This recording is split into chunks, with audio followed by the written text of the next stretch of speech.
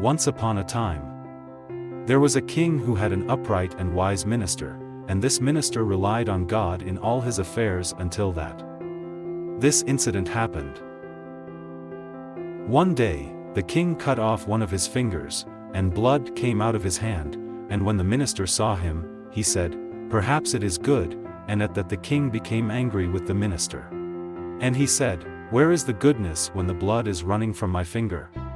And then the king ordered the imprisonment of the minister, and it was only from the minister that he said, as usual, that perhaps it would be good, and he went to prison.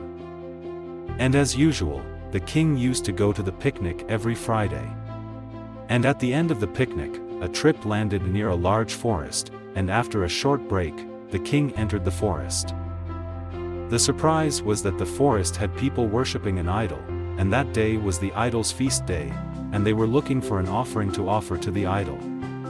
And it happened that they found the king and did not know him and arrested him in order to present him as an offering to their gods. And they saw his finger cut off and said, "This is a defect. It is not better to offer him a sacrifice and release him." At that time, the king remembered what the minister said when he cut off his finger, "Perhaps it is good."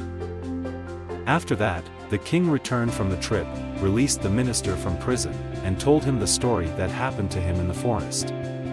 And he said to him, "Indeed, cutting off the finger was good for me. But I will ask you one question, are you going to prison? I heard you say maybe it is good, and where is the good when you are going to prison?" The minister said, "I am your minister and always with you. If I did not go to prison, I would be with you in the forest. Therefore, idolaters arrested me and offered me as a sacrifice to their gods, and I have no defect. Therefore, entering prison was good for me."